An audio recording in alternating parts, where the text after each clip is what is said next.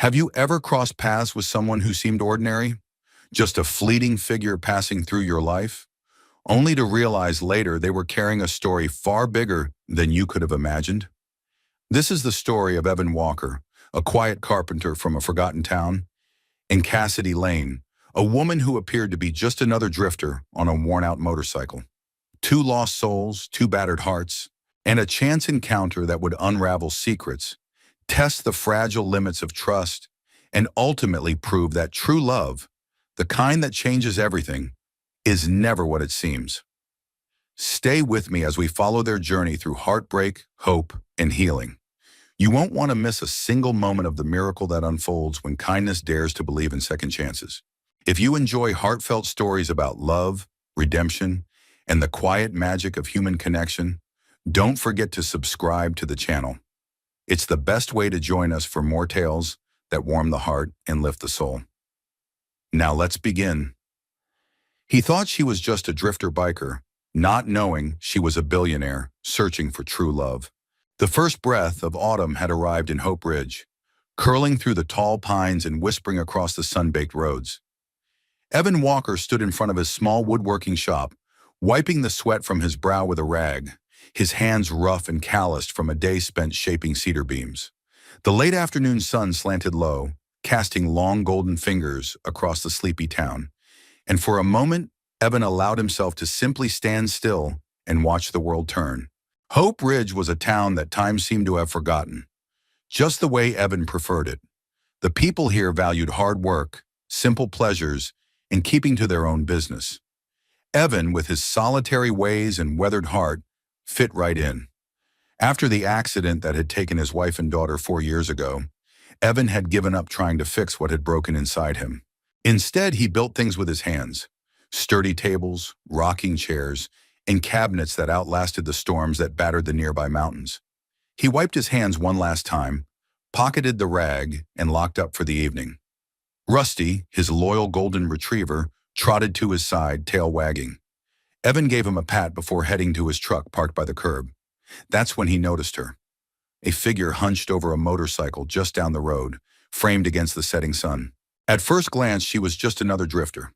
Hope Ridge was the kind of place motorcyclists passed through on their way to somewhere bigger, somewhere busier.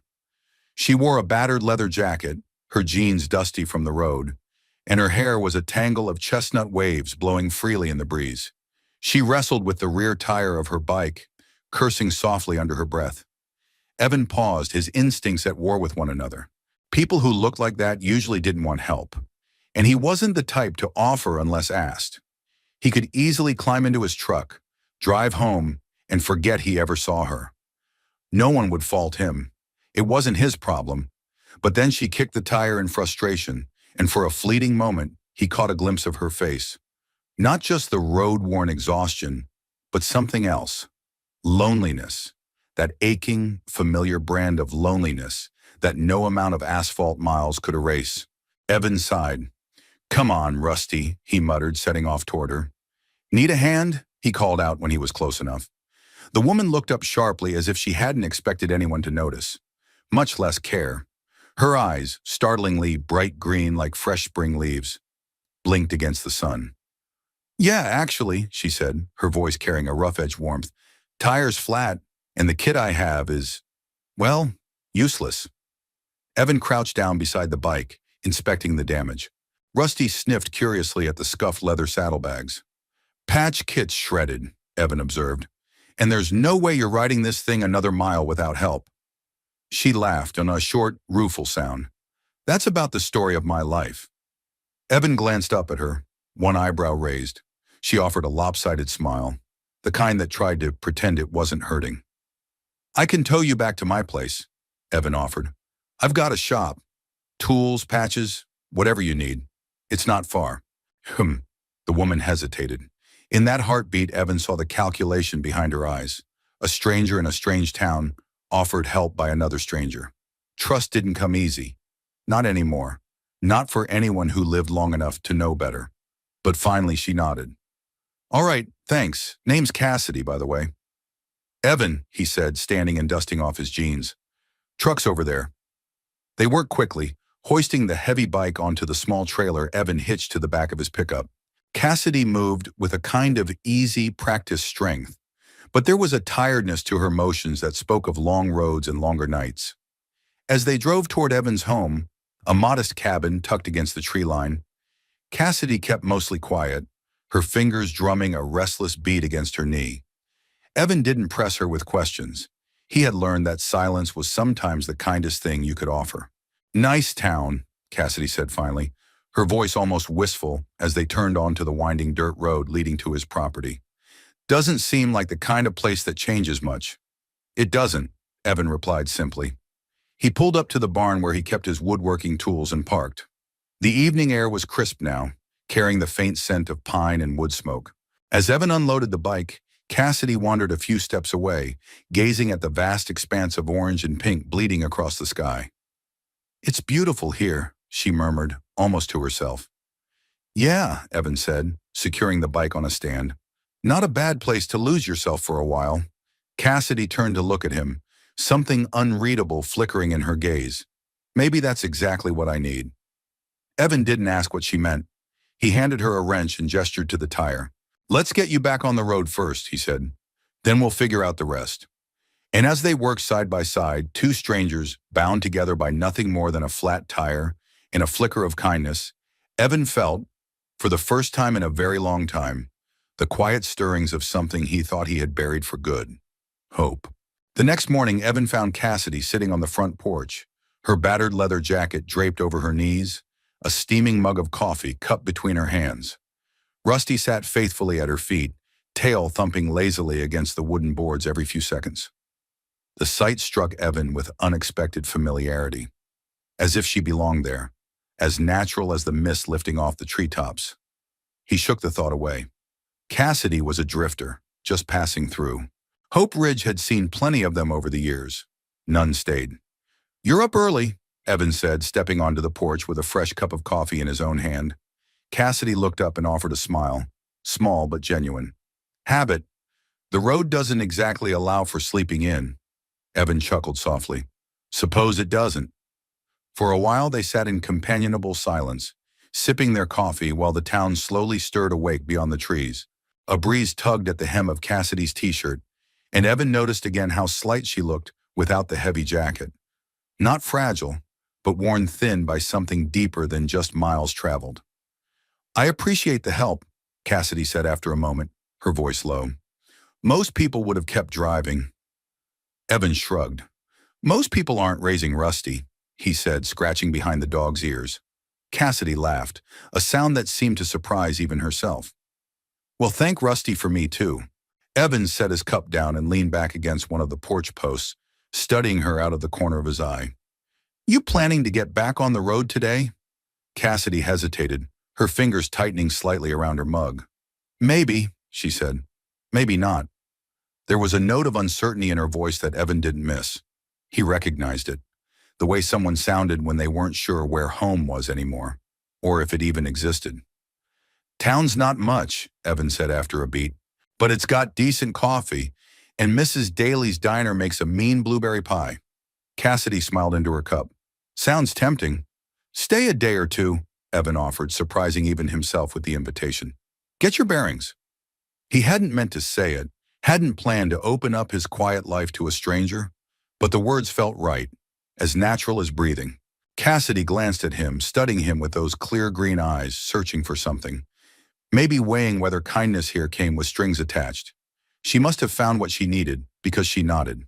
"All right," she said. "1 or 2 days, tops." By noon, Cassidy had settled into the rhythm of Hope Ridge, like she'd been there for years. She wandered through town, chatting easily with shop owners, laughing with the kids riding their bikes past the general store. Evan watched from a distance, leaning against the doorway of his workshop, arms crossed over his chest. It was strange, he thought, how easily she slipped into this place, how naturally she fit, like a missing piece no one had known was missing.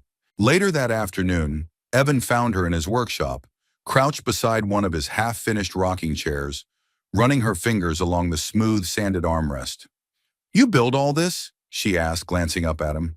"Yeah," Evan said, wiping his hands on a rag. "Keeps me out of trouble." Cassidy laughed again, that low musical sound that was quickly becoming familiar. "You're good," she said simply. "Really good." Evan ducked his head, feeling strangely pleased by the compliment. "Thanks." She rose, brushing sawdust from her jeans, and wandered through the rows of finished pieces, tables, chairs, benches, each one crafted with a quiet kind of care that few people these days bothered to notice. "You ever sell these?" she asked. "Some," Evan admitted. "Mostly to folks around here. Not much call for handmade stuff anymore." Cassidy traced the curve of a cherrywood table, her expression thoughtful. "There should be," she said. "People don't realize what they're losing." For a moment, Evan saw a flicker of something in her eyes, a grief not unlike his own, a mourning not just for people, but for a way of life slowly fading away. "You sound like someone who's lost more than a flat tire," Evan said quietly. Cassidy's hand paused on the table. She didn't look at him, but her voice was steady when she answered. "Maybe I have." Before Evan could ask more, the sound of a motorcycle engine roared down the main street. Both of them turned instinctively toward the noise. A sleek black Harley pulled up in front of the diner, and a man in a designer leather jacket dismounted with practiced ease. Cassidy stiffened. Evan didn't miss it. The way her shoulders tightened, the way her fingers curled into fists at her sides. "You know him?" he asked carefully. Cassidy's jaw worked silently for a moment before she nodded. "Yeah," she said, voice clipped. "I know him." The man spotted Cassidy almost immediately. His smile was cold, predatory. Evan stepped forward instinctively, positioning himself slightly in front of her, without thinking. "You want to tell me what's going on?" he asked, keeping his voice low. Cassidy shook her head, forcing a smile that didn't reach her eyes. "It's nothing," she said. "Just someone from the past." But Evan knew, just as surely as he knew the grain of good oak, that this wasn't nothing. Whatever had brought Cassidy Lane to Hope Ridge, whatever she was running from, had just roared into town on a Harley. And somehow Evan knew he was standing at the edge of something bigger than he could yet understand. Something that was about to change everything. The late afternoon sun slanted through the windows of Evan's workshop, casting long beams of golden light across the dust-laden air. The scent of freshly cut pine hung thick, earthy and comforting. Evan was bent over a slab of oak, smoothing its surface with slow, deliberate strokes, when Cassidy wandered in again. She leaned casually against the doorframe, arms crossed, a bemused smile playing on her lips. Rusty, ever the welcoming committee, patted over and nudged her hand until she scratched behind his ears. "You always smell like sawdust," Cassidy teased lightly. Evan glanced up, wiping his brow with the back of his hand. "Better than smelling like diesel and road dust," he said, nodding toward the scuffed boots and worn jeans she still wore. Cassidy chuckled, stepping further inside.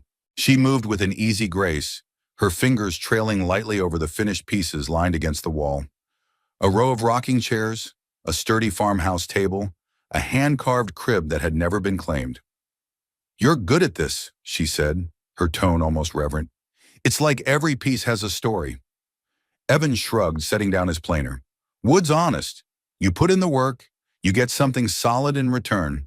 Doesn't lie to you. Doesn't leave." There was a weight to his words he hadn't intended, and for a moment, silence stretched between them, heavy and fragile. Cassidy didn't press. She simply wandered closer to the workbench, picking up a small carving knife and turning it thoughtfully in her hands. "Teach me," she said suddenly. Evan blinked. "Teach you what?" "How to make something," she said, her voice earnest. "Something that lasts." Evan studied her for a long moment. Cassidy was a woman of contradictions. Rugged yet refined, guarded yet strangely open. Whatever road she had traveled to get here had left its mark on her, same as it had on him.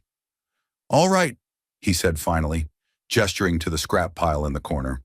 "Pick a piece, something small to start." Cassidy grinned and trotted over, sifting through the pile until she found a block of cedar about the size of a paperback. She brought it back like a prize.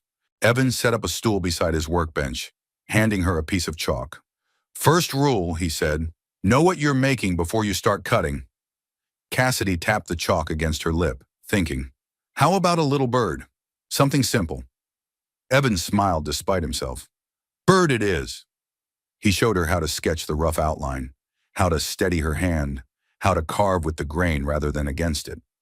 Cassidy listened intently, her brow furrowed in concentration. The first few strokes were clumsy, uneven, but she didn't curse or throw the knife down like some did. She simply kept trying. As the minutes stretched into an hour, the air between them grew easier, lighter. They talked in low voices, sharing pieces of themselves without even realizing it. Cassidy told him about the places she'd seen, the dusty roads of Arizona, the endless cornfields of Iowa, the sunrises over the Blue Ridge Mountains. She spoke of them with a kind of wistful longing, as if each place had left a piece of itself stitched into her soul.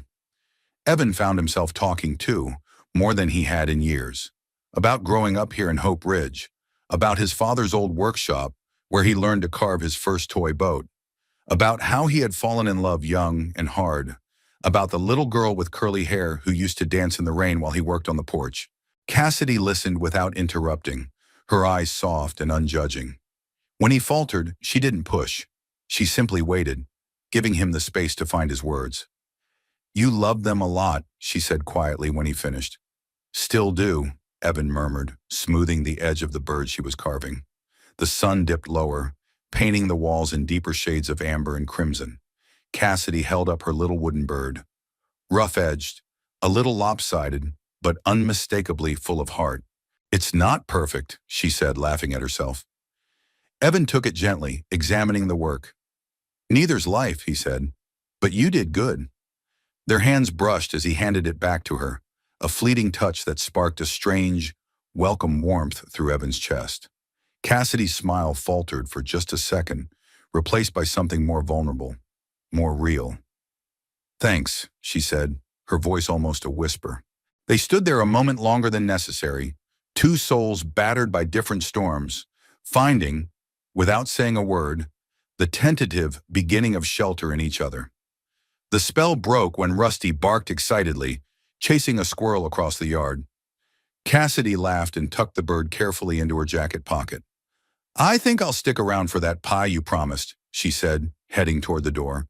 Evan watched her go, the evening breeze tugging at her hair, the horizon behind her bleeding into 1,000 colors.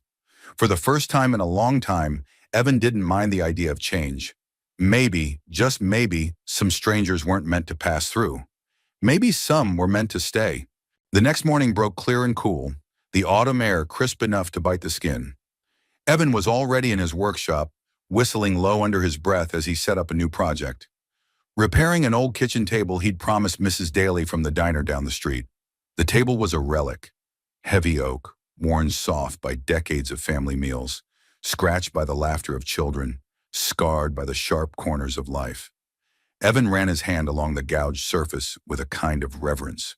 Some things were worth saving, no matter how battered they looked. Cassidy appeared in the doorway just as he was setting clamps into place. She held 2 steaming mugs of coffee, the sleeves of her sweatshirt pushed up over her forearms. "I come bearing gifts," she announced, crossing the room. "You're already learning," Evan teased, accepting the mug with a nod of thanks. "Coffee's the price of admission around here." Cassidy grinned and perched herself on a stool, watching curiously as he worked. "What's the story with that one?" she asked, nodding at the battered table.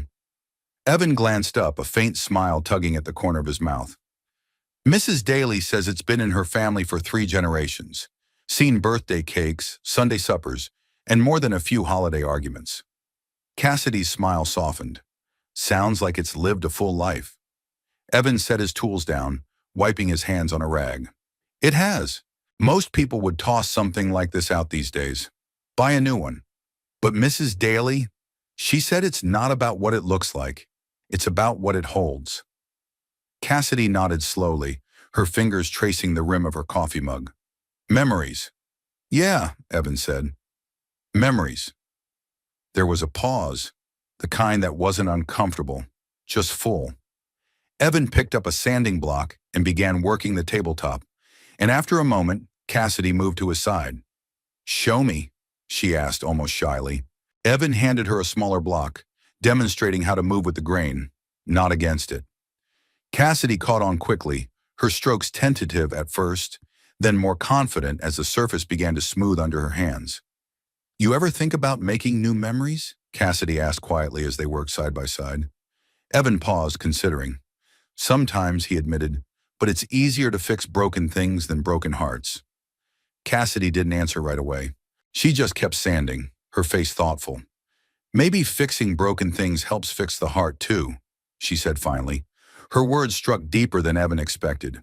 He looked at her, really looked, and saw the truth there, reflected in the set of her jaw, the quiet determination in her eyes. She wasn't just talking about him. She was talking about herself too. They sanded in silence for a while, the rhythmic rasp of the blocks filling the room. Outside, the trees rustled in the breeze, their leaves 1,000 shades of fire and gold. You know, Cassidy said after a while, brushing sawdust from her jeans, I used to think moving on meant leaving everything behind. Starting over. Clean slate. And now? Evan asked.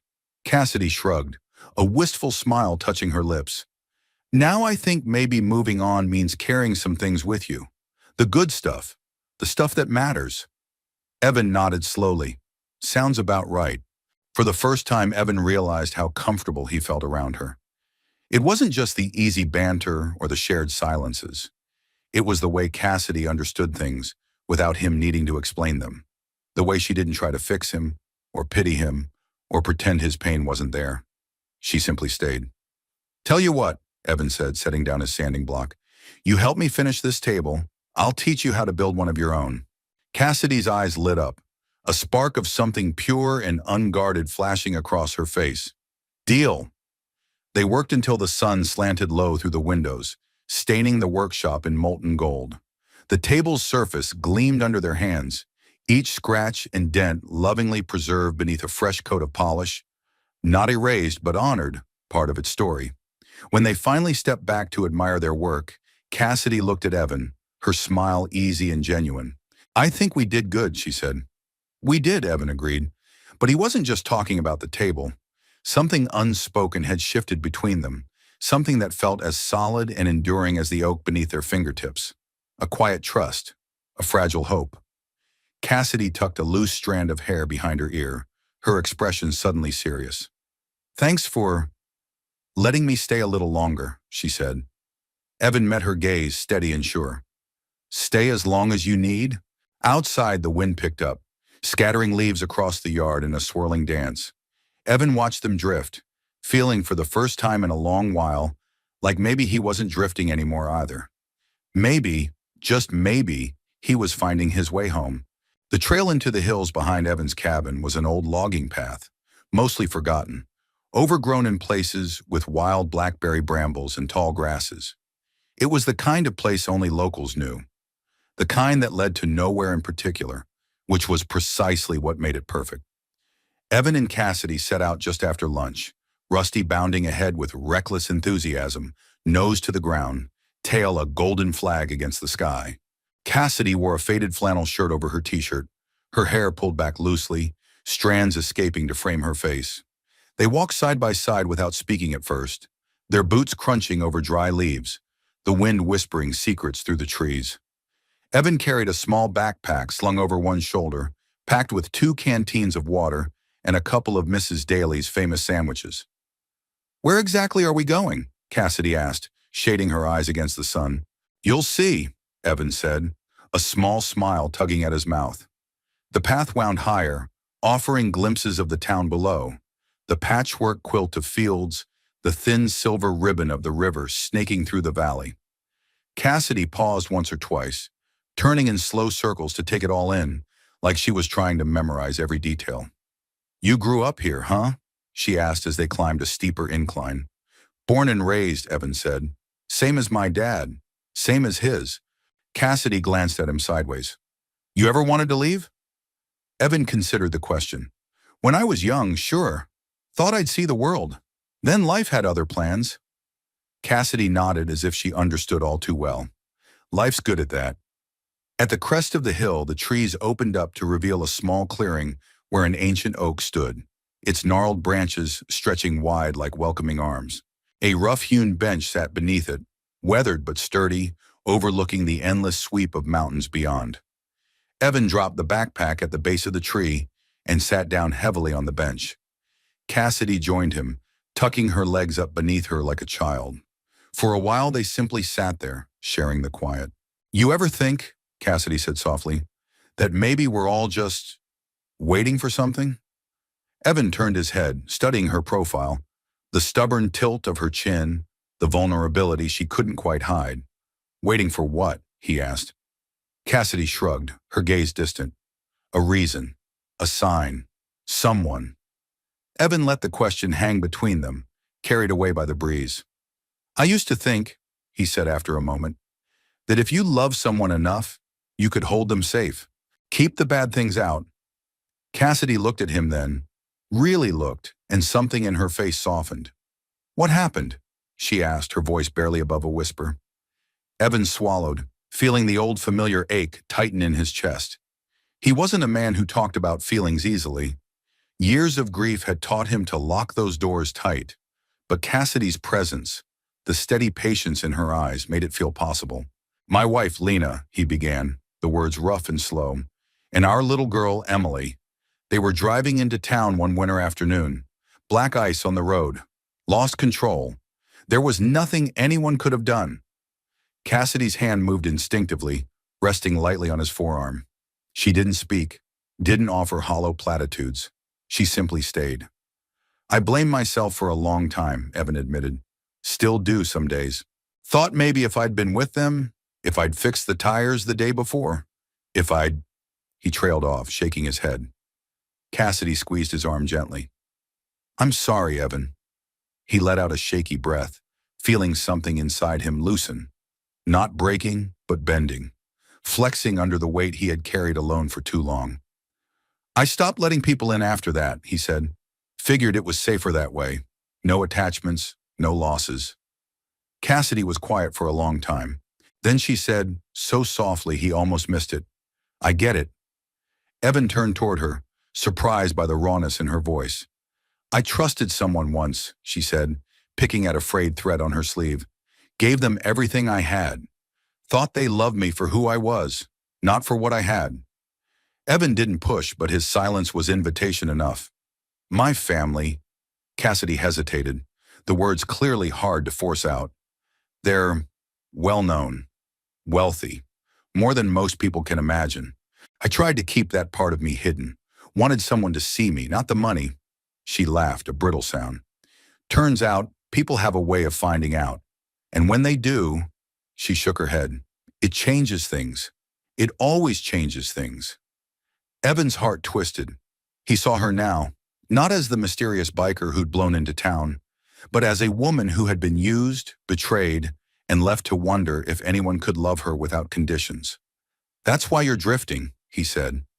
Cassidy nodded. "Looking for somewhere to belong, someone who doesn't care about all the rest." Their eyes met, a current passing between them, too strong to name. They sat there under the old oak tree, two people battered by different storms, finding, for the first time, that their broken pieces fit together. Rusty barked in the distance, chasing a rabbit through the underbrush, and the spell between them lightened. "Come on," Evan said, standing and offering Cassidy his hand. "Let's eat before Rusty steals the sandwiches." Cassidy laughed, a real, unguarded laugh, and took his hand without hesitation. As they unpacked their lunch and watched the sun slip lower behind the mountains, Evan realized something he hadn't dared believe in a long time. Maybe walls weren't meant to keep people out. Maybe they were just waiting for the right person to tear them down. Hope Ridge's annual Golden Leaf Festival had always been Evan's favorite time of year. Not for the games or the contests, but for the way the whole town seemed to pause and celebrate something as fleeting as the turning of the leaves. By mid-afternoon, Main Street was alive with color.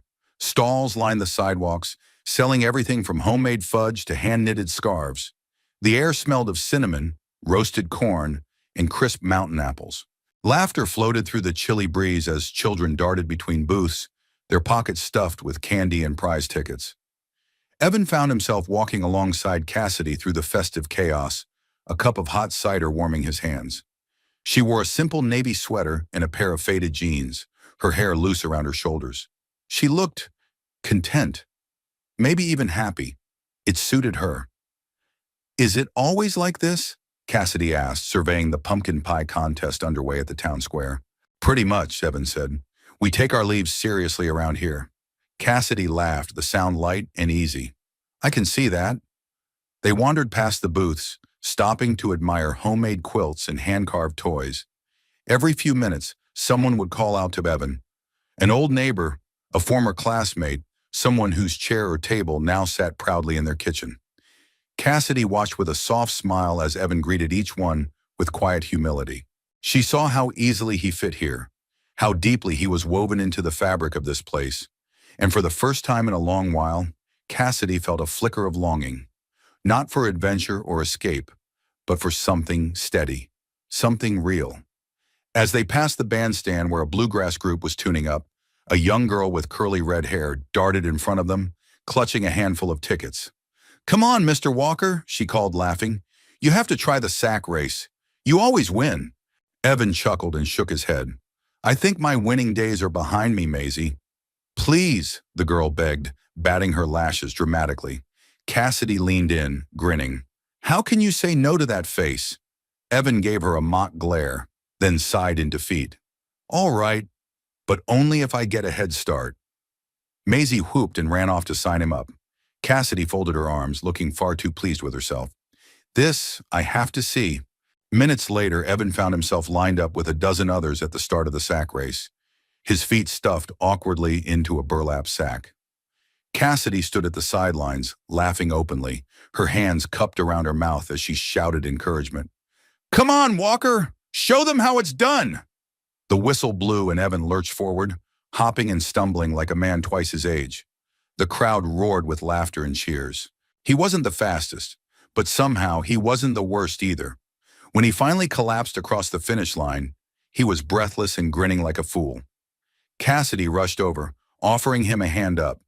You, she said between fits of laughter, are my new hero.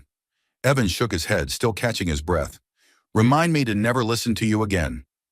They wandered back toward the food stands, Evan still limping slightly, Cassidy wiping tears of laughter from her eyes.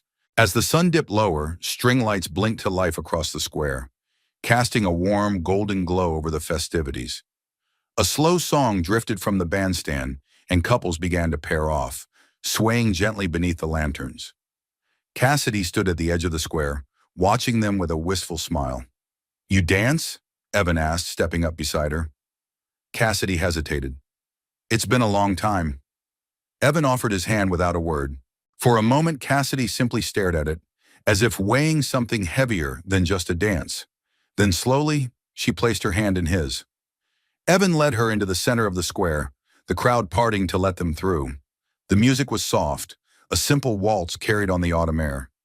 Evan rested one hand lightly at Cassidy's waist, feeling the slight tremble beneath her steady exterior.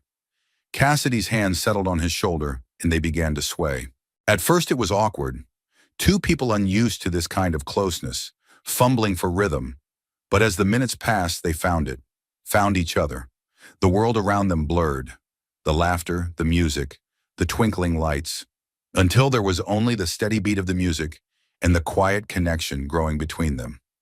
Evan looked down at Cassidy, at the way the lamplight softened the lines of her face, and something inside him shifted.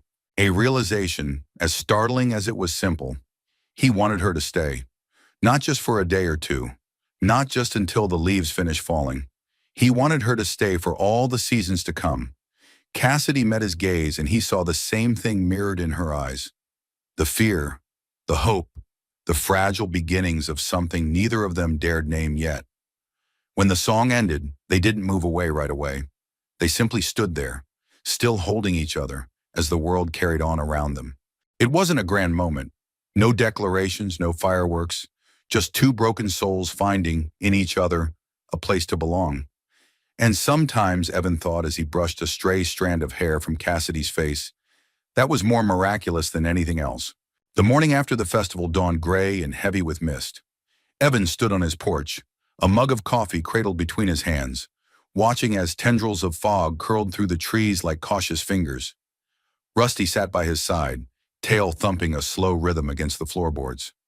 The house behind him was silent, Cassidy still asleep in the spare room, no doubt worn out from the previous night's festivities.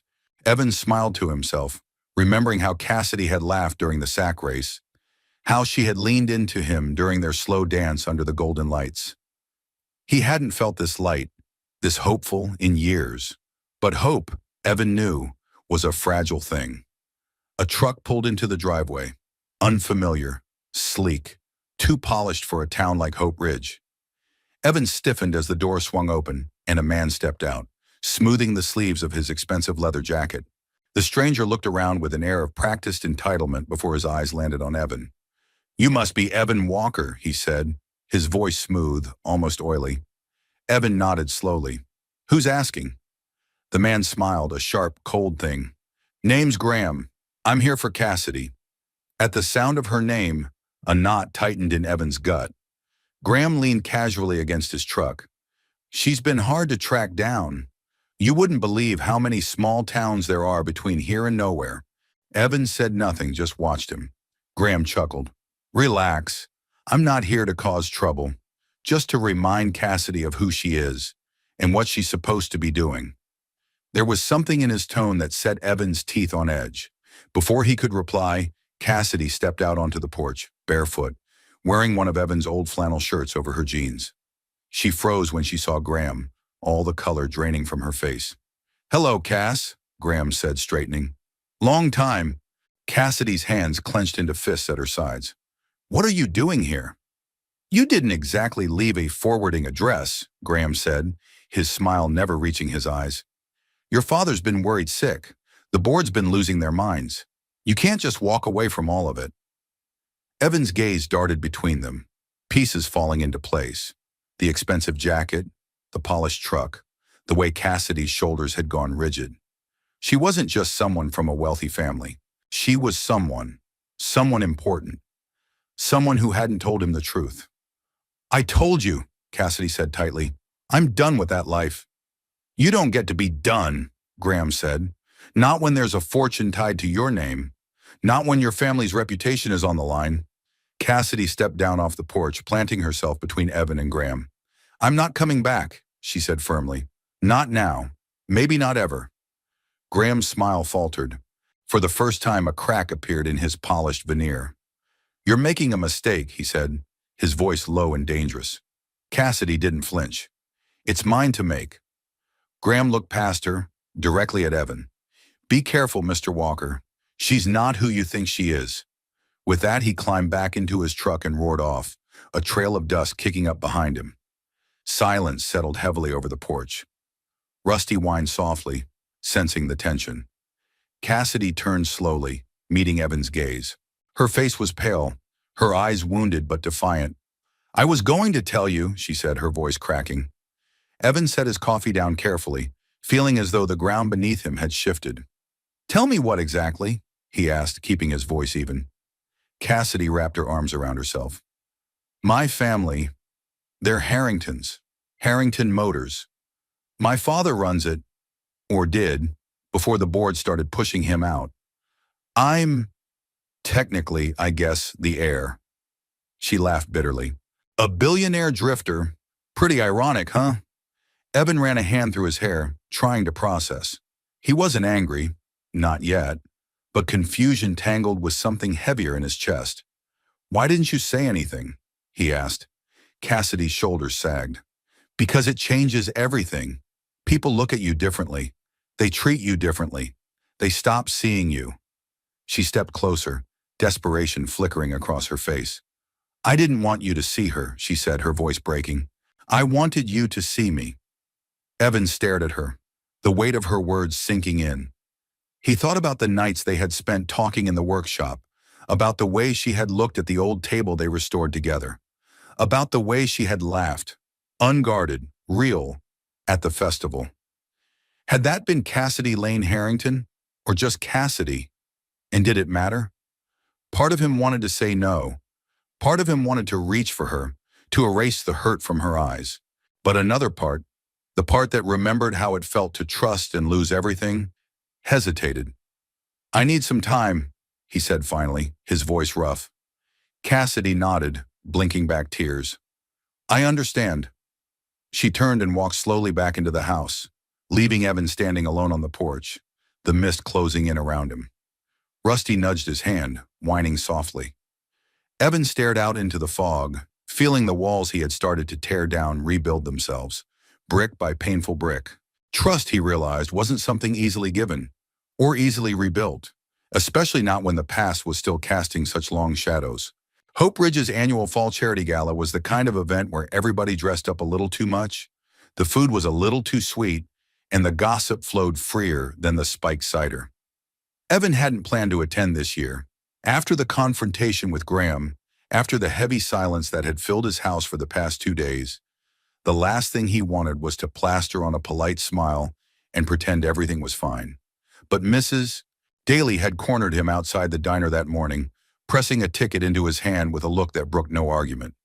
"You can't hold yourself up forever, Evan Walker," she had said, wagging a finger at him. "Sometimes you gotta show up, especially when it's hard." And so, against his better judgment, Evan found himself standing near the back of the town hall, nursing a cup of lukewarm punch, trying not to scowl at the string lights and cheerful decorations. Cassidy was there too. She stood across the room, near the silent auction tables, her hair pulled back into a simple twist, wearing a dress the color of autumn leaves. She looked beautiful and out of place, as if a part of her didn't quite belong here, or anywhere. Their eyes met briefly, but neither of them moved. Evan turned away, his heart a confused knot of emotions he couldn't yet untangle. The mayor tapped the microphone at the front of the hall, calling for attention. "All right, folks," he boomed. "Before we kick off the final round of auctions, I want to thank all the generous donors who made tonight possible, including a very special guest, someone whose name you might recognize." Evan frowned, a low murmur rippling through the crowd. The mayor beamed. "Please join me in welcoming Miss Cassidy Lane Harrington, heir to the Harrington Motors fortune, who has graciously pledged a significant donation to our town's rebuilding fund." Applause erupted, loud and enthusiastic. Heads swiveled toward Cassidy, who stood frozen in place, her cheeks flushing scarlet. Evan's stomach dropped. Not just because the secret was out, but because of the way people looked at her now. Not with kindness, not with understanding, with calculation. He saw the way Mrs. Jenkins from the town council straightened her spine, the way Mr. Warner from the hardware store elbowed his wife and whispered behind his hand. He saw how smiles grew a little too wide, how voices turned a little too eager. Cassidy forced a polite smile, nodding stiffly as she accepted the sudden wave of attention. But Evan saw the flicker of fear behind her eyes, the sadness, the confirmation of everything she had been running from. He didn't realize he was moving until he was halfway across the room. "Evan," Cassidy started when he reached her, but he shook his head. "Not here," he said quietly. They slipped out a side door into the cool night, the noise of the gala fading behind them. The parking lot was mostly empty, bathed in pale yellow light from the overhead lamps. Cassidy wrapped her arms around herself, her shoulders tight with tension. "You weren't supposed to find out like that," she said, her voice raw. Evan leaned against the hood of his truck, staring at the cracked asphalt. "You mean," he said slowly, "you weren't going to tell me at all?" Cassidy flinched. "I was. I wanted to be sure first that you saw me. Not the money, not the name." "And you didn't think," Evan said, bitterness creeping into his voice, "that trusting me with the truth might be part of that?" Cassidy closed her eyes as if bracing for a blow. "I've spent my whole life being a Harrington," she said, her voice shaking. "Everything I did, every person I met, it was always about the name, the company, the expectations. I needed to be someone else for once, even if it was just for a little while." Evan looked at her, really looked, and saw the anguish there, the loneliness, the desperation. He wanted to reach for her, to tell her it was okay, but he couldn't quite cross the distance, because somewhere deep down, the old fear still clung to him, the fear that nothing real ever lasted, that letting someone in meant handing them the power to leave. "I understand why you did it," Evan said finally. "I do." Cassidy opened her mouth to respond, hope flickering across her face. "But," he continued, "understanding it doesn't mean it doesn't hurt." Cassidy's shoulders sagged. "I never wanted to lie to you," she whispered. Evan nodded stiffly. "Maybe not, but you did." They stood there in the brittle silence, two people who had come so close to something rare, something precious, only to watch it slip through their fingers. "I think," Evan said, his throat tight, "you need to figure out who you are. Not who you want to be, not who people expect you to be, just you." Cassidy blinked back tears, her chin trembling. "And maybe," Evan added, "I need to figure that out for myself too." Neither of them moved. Neither of them said goodbye. But when Cassidy finally turned and walked away, her boots crunching softly over the gravel, Evan felt it all the same. The loss, the ache of something unfinished, the fragile hope that maybe, someday, they would find their way back to each other, stronger, truer, and ready. But tonight was not that night. Not yet. Winter came to Hope Ridge quietly that year, like a slow, reluctant exhale. The first snow dusted the fields and rooftops in a thin blanket of white, softening the sharp edges of the world. The river froze along its banks. The trees stood bare against a sky the color of pewter. Inside Evan's cabin, the fire crackled low in the hearth. He sat at the kitchen table, a mug of coffee growing cold in his hands, staring at nothing. The days had folded into one another since Cassidy left. Mornings blurred into afternoons, afternoons into endless evenings. Rusty, ever loyal, remained close, resting his head on Evan's foot, offering silent companionship. The workshop, once filled with the comforting sounds of sanding and carving, stood mostly quiet now. Evan tried. He tried to lose himself in the work, in the clean lines of oak and pine. But somehow everything he built felt hollow, unfinished. Cassidy's absence echoed louder than any sound. He would catch himself reaching for the second coffee mug in the morning, listening for her light laughter drifting down the hall, expecting somehow to see her leaning against the doorframe with that small half-smile she wore when she was trying not to get caught watching him. But she wasn't there, and every time Evan remembered that truth, it carved a little deeper into him. One night, a few days before Christmas, Evan found himself standing in his workshop, staring at the small wooden bird Cassidy had carved. Rough-edged, imperfect, beautiful in its earnestness. He picked it up, running his thumb over the uneven surface. "You did good," he had told her, and she had smiled. That rare, luminous smile he hadn't been able to forget. Setting the bird carefully back on the shelf, Evan turned and sank onto the old workbench. His chest felt too tight, his hands too empty. For a long time, he simply sat there, letting the silence fill the room like water, seeping into every crack. When had he started to believe he could have more than this quiet, solitary life? When had he let himself hope? Maybe it had been the way Cassidy listened without judgment, the way she saw past the scars he had hidden even from himself, the way she had made him want to build something more permanent than furniture, a future, and he had pushed her away. Because it was easier to rebuild walls than to risk them falling again. Evan bowed his head into his hands, the weight of it all finally breaking through the numbness. He wasn't angry at Cassidy, not truly. She had only wanted to be seen. The same thing he had wanted all these years, though he hadn't had the words for it. She had trusted him with her real self, messy, scared, uncertain, and he had hesitated. He had failed her, failed them both. The next morning, Evan took Rusty for a long walk through the snow-laden trails behind the cabin. The world was hushed under a sky of pale silver, every breath a puff of white in the freezing air. As he walked, his mind churned. What was he so afraid of? Loss? He had survived it once, barely, but he had survived. Betrayal? Cassidy had lied, yes, but not to hurt him. She had lied because she was scared, because she wanted, needed, to be loved for something more than the Harrington name. And hadn't he done the same thing? Hiding his heart behind work and routine, pretending he didn't need anyone? Maybe love wasn't about finding someone perfect. Maybe it was about finding someone willing to stay, even when it got messy, even when it hurt. When Evan returned home, he stood on the porch, staring out over the snow-blanketed yard. The wind stirred the branches overhead, shaking loose a few stubborn leaves that spiraled lazily to the ground.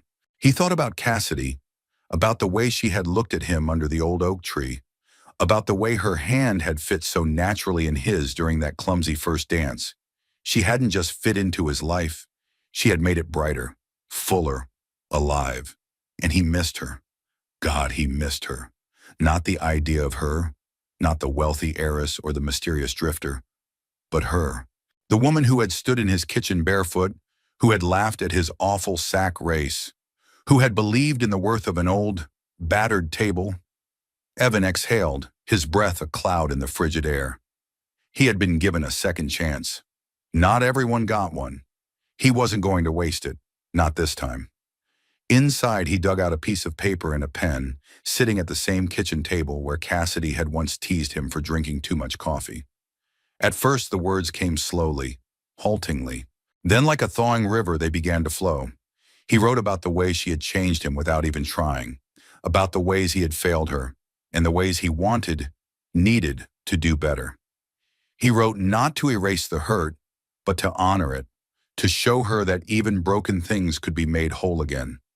When he finished, he folded the letter carefully, slipped it into an envelope, and stared at it for a long moment.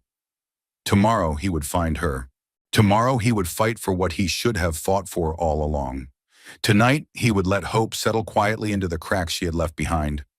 Not to erase the pain, but to remind him that love, real love, was worth every scar. And in the silent hush of a Hope Ridge winter, Evan Walker dared to believe that maybe, just maybe, the best parts of his story were still waiting to be written. The day Evan Walker decided to leave Hope Ridge, the world was caught between winter's last breath and the early whisper of spring. Snow clung stubbornly to the shadows, but patches of wet earth and shy green shoots peeked through the thawing ground. He loaded the old Chevy truck carefully, packing only the essentials: a change of clothes, a worn photo of Lena and Emily tucked into his wallet, and the letter he had written to Cassidy, folded and refolded until the creases felt permanent. Rusty jumped eagerly into the passenger seat, tail wagging, sensing the shift in Evan's usual routine. "This is it, boy," Evan said, scratching behind the dog's ears. "No more waiting." He didn't have a real plan, just a name, a distant memory of a conversation about a small town near the city where Cassidy once mentioned volunteering at a community shelter. It wasn't much, but sometimes, Evan thought, you didn't need a map. Sometimes you just needed faith. The drive out of Hope Ridge was harder than Evan expected. He had spent his whole life here, weaving himself into its quiet rhythms, its stubborn silences. For years it had been enough. Safe. But safe hadn't made him happy. Safe hadn't brought him Cassidy. As the mountains faded behind him, Evan tightened his grip on the wheel, feeling both fear and excitement twist together in his chest. He was leaving the only home he had ever known to find someone who might not even want to be found. But he had to try. For the first time in a long time, Evan wasn't running from something. He was running toward it. The city hit him like a slap. The noise, the crowds, the impatient rhythm of life moving at twice the speed he was used to. Rusty pressed close to his side as they navigated the unfamiliar streets. Evan asked around, at gas stations, diners, even the public library, using Cassidy's name cautiously, unsure how much he should say. Most people shook their heads, apologizing. At the end of the second day, he found himself sitting in the cab of his truck, parked outside a nondescript brick building with a faded sign, Willow Creek Community Center. Inside, the lights burned warm and steady against the gathering dusk. Evan sat there for a long moment, heart hammering. What if she wasn't here? What if she didn't want to see him? He thought about turning around, about going back to the safe, known life waiting for him in Hope Ridge. But then he thought about Cassidy, about her laughter, her stubbornness, her kindness, and he knew he couldn't turn back. Not now, not ever. Squaring his shoulders, Evan climbed out of the truck. The receptionist inside the community center looked up with a polite smile. "Can I help you, sir?" Evan cleared his throat. "I'm looking for someone. Cassidy Lane." The woman's smile widened. "You must be from Hope Ridge."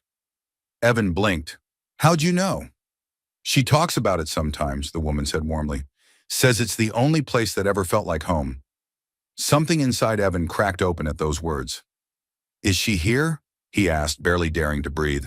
The woman nodded toward a hallway. "Down the hall, second door on the left. She's helping set up for the literacy program tonight. Evan mumbled his thanks and made his way down the corridor, his boots loud against the worn linoleum. He paused outside the door, heart in his throat. Through the small window he saw her, kneeling by a table, arranging books into neat piles, a smudge of ink on her cheek, her hair tied up messily. She wore jeans and a simple sweater, no makeup, no pretense. Just Cassidy, just herself. Evan pushed open the door. Cassidy looked up, startled. For a moment, neither of them spoke. Then her eyes widened, disbelief flooding her face. "Evan," she whispered, as if afraid saying it out loud would make him disappear. He stepped forward, pulling the folded letter from his pocket, his hands shaking slightly. "I thought," he said hoarsely, "that maybe we could start over, if you'll let me." Cassidy rose slowly, her movements hesitant, uncertain. "You came all this way," she said, as if she couldn't quite believe it. "I'd have gone farther," Evan said simply. "I would have gone anywhere." Tears welled in Cassidy's eyes, but she smiled, that real, beautiful smile he remembered, and crossed the distance between them. "You didn't have to," she whispered. "Yeah," Evan said, voice thick. "I did." He held out the letter awkwardly, but Cassidy shook her head, reaching instead for his hand. "I don't need a letter," she said. "I just need you." And just like that, the weight Evan had been carrying for so long slipped away, leaving only the steady, certain beat of his heart. He pulled her into his arms, feeling her fit there, as if she had been missing all along. Rusty barked from the doorway, tail wagging furiously. Cassidy laughed through her tears, and Evan laughed too, the sound rusty from disuse but no less real. They stood there tangled together among the tables and battered books, while the world outside spun on, faster than either of them could follow. It didn't matter. They had found each other. And for Evan, that was enough. More than enough. The following days unfolded like a quiet miracle. Evan and Cassidy moved carefully around each other at first, like dancers learning a new rhythm. Tentative, unsure, but willing. The city still buzzed around them, fast and loud, but inside the small world they created. Walks in the park, late-night conversations over takeout. Rusty sprawled at their feet. Everything slowed to something tender, something real. One evening, Evan found himself sitting across from Cassidy at a rickety table inside a little diner tucked between a laundromat and a pharmacy. The fluorescent lights buzzed overhead, the coffee tasted vaguely of burnt toast, and the cracked vinyl booth squeaked every time they shifted. It was perfect.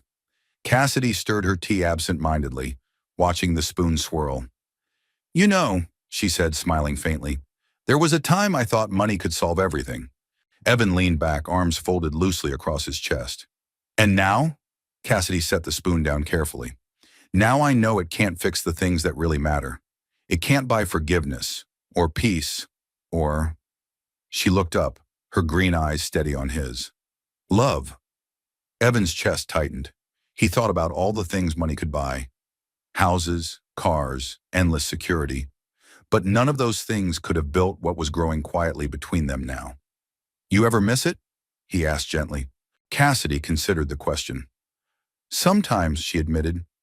"The comfort, the certainty, knowing you could always control the outcome if you threw enough resources at a problem."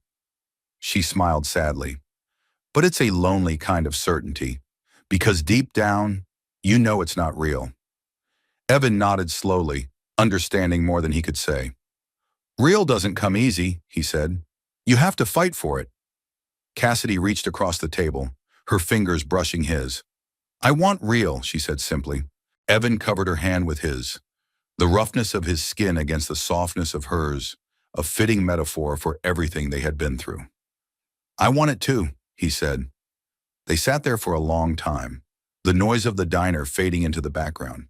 Two souls battered and bruised, but finally willing to believe in the possibility of healing. A few days later, Evan took Cassidy to a small park on the edge of town, a patch of green squeezed between concrete and glass. Rusty bounded ahead, chasing pigeons with joyful abandon. Cassidy laughed, her cheeks flushed from the brisk wind. Evan watched her, his heart aching with a kind of fierce, protective tenderness he hadn't allowed himself to feel in years. "You ever think about going back?" he asked as they strolled along the cracked sidewalk, hands brushing occasionally. Cassidy shook her head. Back to what? A boardroom full of people who see me as a name on a checkbook? A life where every smile comes with a price tag? She turned to him, serious now. I don't want that life anymore, Evan. I want this. Small, honest, messy maybe, but real. Evan stopped walking, searching her face for any trace of hesitation. He didn't find it. And in that moment, under a sky streaked with the colors of late winter, he knew what he had to do. Wait here, he said suddenly, pressing a quick kiss to her forehead before jogging back toward the truck. Cassidy watched him go, bemused. Minutes later, Evan returned, slightly out of breath, a small, rough wooden box in his hands. He opened it, revealing a simple silver ring, handcrafted, imperfect, the band slightly uneven where his hands had trembled as he shaped it. Cassidy's breath caught. I'm not good at speeches, Evan said, his voice thick. And I don't have a fancy ring or a fancy life to offer you. He took her hand in his, the ring resting in his palm. But I can promise you this, he said, a home, a heart that won't run, someone who'll see you, all of you, every single day, and still choose you. Cassidy's eyes filled with tears. And it won't matter, Evan continued, if we have $10 or 10 million, because the only thing I want, the only thing that matters, is you. For a heartbeat, neither of them moved. Then Cassidy laughed through her tears, a soft, choked sound of pure joy. You're an idiot, she whispered, cupping his face in her hands. Evan smiled. Maybe, but I'm your idiot if you'll have me. Cassidy didn't hesitate. She slid the imperfect ring onto her finger, where it fit just right. Always, she said. Rusty barked approvingly from where he was busy terrorizing a flock of birds. They laughed, holding each other close as the city buzzed around them, indifferent. It didn't matter. They had found something money could never buy, something no fortune could secure. Love. Real, messy, stubborn love. And for the first time in a long, long while, they both knew, deep in their bones, that they were exactly where they were meant to be, together. The cabin looked different when they returned. Maybe it was the season, with winter melting into spring, the yard slowly waking under the shy warmth of the sun. Or maybe it was simply that Evan Walker no longer walked into it alone. Cassidy stood on the front porch, her bag slung casually over one shoulder, Rusty circling excitedly at her feet. She tipped her head back, smiling at the wide Colorado sky. It smells like hope, she said softly. Evan chuckled, stepping up beside her. Smells like pine and old wood to me. Cassidy bumped her shoulder against his. Same thing. They spent the first days putting the house to rights together, dusting out the corners Evan had neglected, opening windows to let in the fresh mountain air. Evan built Cassidy a small bookshelf in the living room, and she filled it with a few battered novels and a leather-bound journal she always carried but rarely wrote in. Slowly, stitch by careful stitch, they wove a new kind of life together. Mornings began with coffee on the porch, watching mist burn off the hills. Days were spent in the workshop, Cassidy learning more about woodworking, Evan marveling at her stubborn patience and surprising eye for detail. Evenings were for cooking simple meals, for slow dances in the kitchen to music playing from a scratched old radio, for quiet conversations that stretched long into the night. There were still moments of fear, still days when old ghosts stirred. Evan would catch himself expecting loss to come knocking. Cassidy would hesitate before accepting the ease of her happiness. But each time, they chose to stay. Each time, they chose each other. In early spring, Evan surprised Cassidy with a clearing he'd found a few miles down the old logging trail, a wide open meadow bursting with wildflowers just starting to bloom. They spent an afternoon there, Rusty chasing butterflies, Cassidy sprawled on a blanket with sunlight catching in her hair. Evan watched her, feeling something he hadn't felt in a very long time. Peace. You ever think, Cassidy said lazily, plucking a daisy from the grass, about building something bigger? Evan raised an eyebrow. Bigger how? She rolled onto her stomach, propping her chin in her hands. Like a home, a real home, Not just for us. Maybe someday, for more. Her voice was shy around the edges, as if afraid to hope too much. Evan leaned back on his elbows, considering the idea. He thought about a house filled with laughter, about muddy boots on the porch and tiny handprints on clean windows, about holidays spent around a table he would build with his own two hands. He thought about Cassidy and how easily he could see her in all of it. I think, he said slowly, that sounds like the best kind of crazy. Cassidy beamed, her smile wide and unguarded, and Evan knew, in that moment, more surely than he had ever known anything, that home wasn't four walls or a roof. Home was a feeling, a promise, a choice, and he had already made his. That summer, Evan and Cassidy opened a small shop in town, Walker and Lane Woodworks, a place where they sold handmade furniture, repaired old motorcycles, and hosted weekend workshops, teaching local kids how to build birdhouses and simple toys. The townsfolk, initially cautious after learning Cassidy's last name, soon realized that money hadn't changed her. She showed up early, stayed late, laughed easily, and treated everyone like an equal, because she truly saw them as equals. Hope Ridge embraced her the way Evan always knew they would. Life wasn't perfect. There were late nights spent fixing leaky pipes and slow days where the shop barely broke even. There were disagreements over silly things like how much cinnamon belonged in apple pie and whose turn it was to sweep the sawdust off the floor. But through it all, there was laughter. There was love. There was a home. One evening, just as the first leaves of fall began to turn, Evan and Cassidy sat together on the front steps of their cabin, watching the sunset paint the sky in shades of fire and gold. Rusty dozed between them, snoring softly. Cassidy leaned her head against Evan's shoulder, sighing in contentment. "You know," she said, her voice thick with emotion, "for the longest time, I thought I had to keep moving to find happiness. Like maybe it was waiting for me somewhere down the next road." Evan turned his head, pressing a kiss to her hair. "And now?" Cassidy smiled, her fingers tangling with his. "Now I know," she said, "that happiness isn't something you find." She looked up at him, eyes shining. "It's something you build." Evan tightened his arm around her, feeling the truth of her words settle deep into his bones. They had built something here, not just a life or a business or even a future. They had built a home, one that money couldn't buy, fate couldn't grant, and time couldn't take away.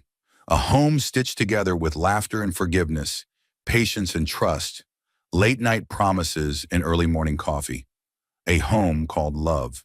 And as the stars began to appear, one by one in the vast indigo sky, Evan Walker closed his eyes and silently gave thanks. For second chances, for broken roads that still led somewhere good, and for the woman beside him who had taught him that sometimes the greatest miracles begin with nothing more than a little kindness, a little courage, and the stubborn, beautiful choice to stay. Always. Before we say goodbye, I'd love to hear from you. Where are you watching from today? It's always such a joy to know how far these stories travel and to feel the warmth of our growing community around the world. If you enjoyed this story and would love to hear more heartfelt journeys like Evan and Cassidy's, please consider subscribing to the channel. Your support means the world and helps keep these stories alive. Thank you so much for spending your time with us. Until next time, take care, keep believing in kindness, and never forget that love often finds us when we least expect it.